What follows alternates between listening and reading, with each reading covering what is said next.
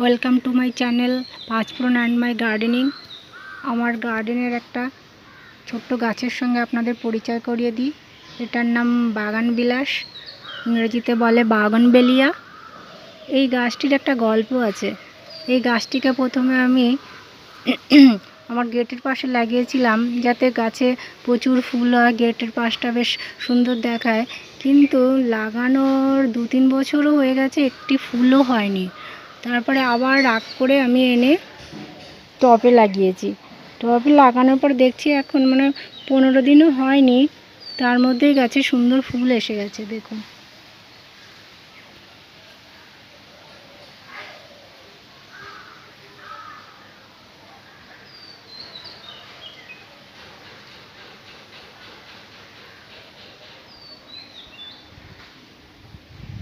সুন্দর মিষ্টি কালার।